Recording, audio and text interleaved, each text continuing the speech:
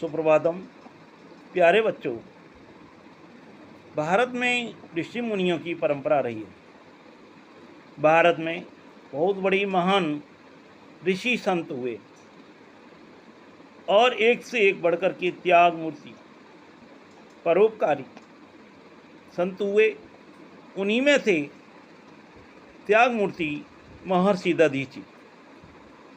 महर्षि दधीची का जन्म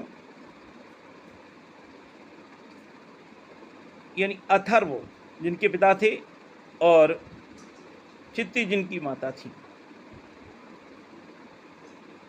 जो बहुत ही ईश्वर भक्त थे।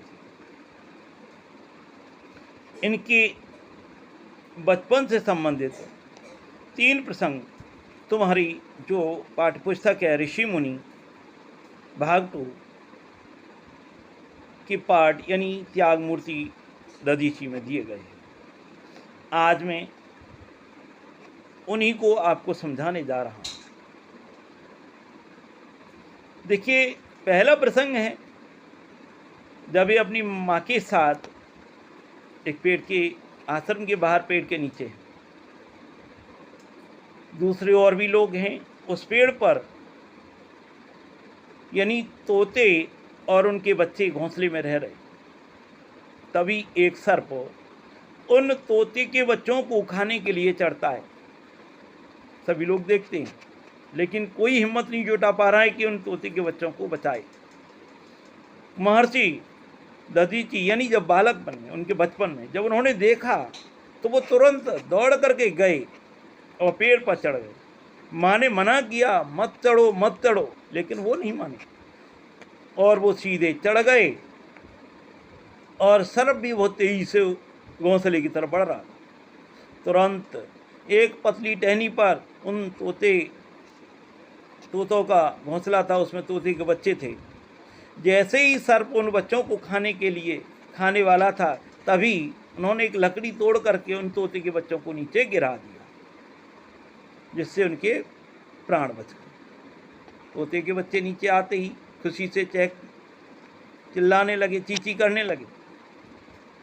और उधर सर्प गुस्सा हो गया और जैसे इनको खाने वाला था वो तुरंत जल्दी से उतरे और कुछ जैसे ही अब लगा कि अभी खा लेगा, डस लेगा, तुरंत ही वो पेड़ से नीचे कूद गई, जिससे इनके थोड़ी बहुत चोट आई। इस तरीके से इन्होंने उन तोते के बच्चों की जान बचाई। तो ये बचपन में ही इनके अंदर ये भावना भरी थी, दूसरों की सेवा करना, दूसरे के प्राणों की रक्षा करना। एक और प्रसंग है, जब ये आश्रम में पढ़ने जाते थे। आश्रम में 2 दल बन गए थे। दोनों दल एक दूसरे से लड़ने लगे। इन्होंने दोनों दलों को शांति से समझाने की कोशिश की। जब वो आपस में लड़ने लगे, बीच बचाव में इनके चोट लग गई। ये चाहते थे कि दोनों आपस में मैत्री के साथ रहें, शांति से रहें, लेकिन ये काफ़ी कोशिश की इन्होंने, लेकिन वो नहीं माने, इनके चोट लग गई। जब ये घर पर आए तो इनकी माँ ने इनको देखा, कहा कैसे तुम्हारी चोट लगी, तो उन्होंने सारा हाल माँ को बताया। एक और प्रसंग है इनके बचपन से। आश्रम के पास से कुटिया में जब आग लग गई, सभी लोग बाहर से देख रहे थे, तमाशी बन करके। जो माँ थी, उनका एक छोटा सा बेटा उसके अंदर रह गया था, घर के अंदर, जिसमें आग लगी हुई थी। चिल्ला रही थी, कोई किसी तरीके से उसकी जान बचाए, लेकिन किसी की हिम्मत नहीं थी कि वो अंदर जा कर के जलती हुई कुटिया में उसके प्राण बचाए।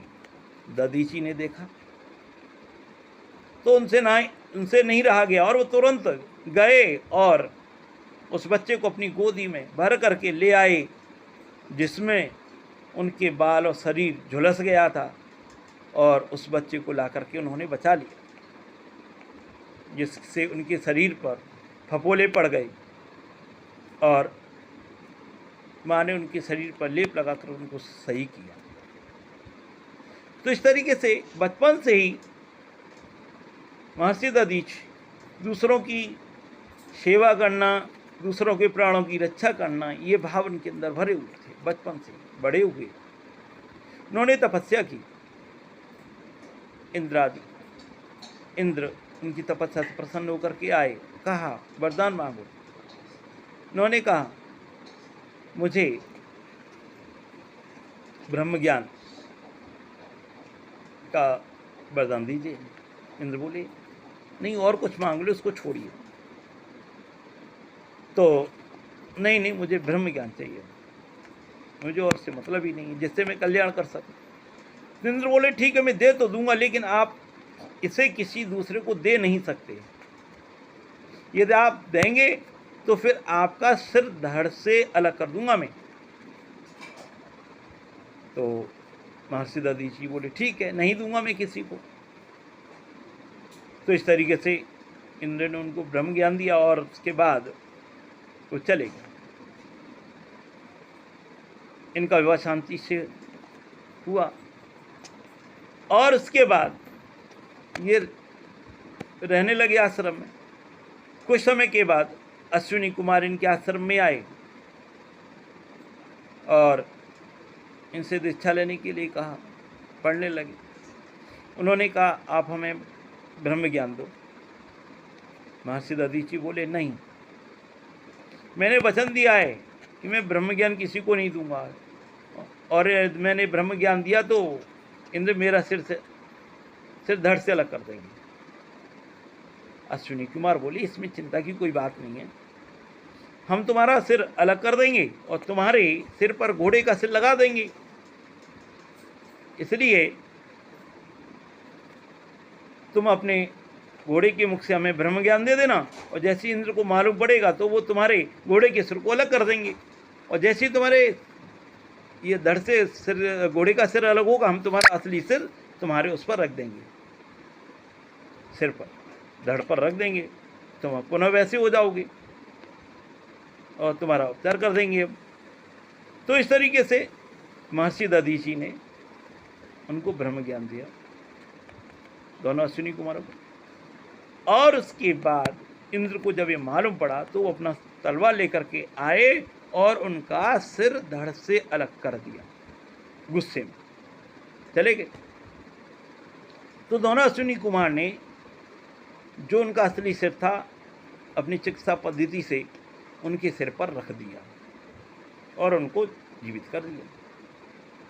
तो इससे तीनों लोकों में उनकी जय जयकार होने लगी, चारों तरफ उनकी जय जयकार होने लगी। तो इस तरीके से सभी प्रसन्न थे। एक बार ऐसा हुआ, देवताओं पर वृत्रासुर नाम के राक्षस ने आक्रमण कर दिया, देवताओं का राज्य छीन लिया। सभी देवता बड़े परेशान हो ब्रह्मा जी के पास गए। तो ब्रह्मा जी ने कहा इसकी तो मृत्यु है नहीं, कैसे इनका वध होगा। तो फिर उन्होंने सोचा यानी यदि इसका वध तो तभी होगा जब महर्षि दधीचि के हड्डियों से बने वज्र से केवल इसकी मृत्यु होगी। तो सभी देवता मिलकर के आए दधीचि के पास और कहा कि आप अपनी हड्डियां हमें दे दो, क्योंकि आपकी हड्डियों से बने वज्र से ही वृत्रासुर नाम के राक्षस का वध होगा। महर्षि दधीचि बोली ठीक है, यदि मेरी हड्डियां किसी काम आ जाएं तो इससे बढ़कर के और क्या है। तो उन्होंने अपने तपोबल से अपने शरीर को भस्म किया और कहा पहले ही कि हड्डियों को आप ले जाना, और देवता उनकी हड्डियों को लेकर के वज्र बना करके वृत्रासुर का वध किया। तो इस तरीके से यानी अपने अंत समय भी उन्होंने अपने यानी देवताओं के कल्याण के लिए अपने जीवन को बलिदान कर दिया। इन्हीं के पुत्र थे पिप्पलादि। तो कथा तो काफ़ी बड़ी है, ठीक है। तो मैंने आपको केवल यही आपको सारांश बताया इनके बारे में। तो धन्यवाद।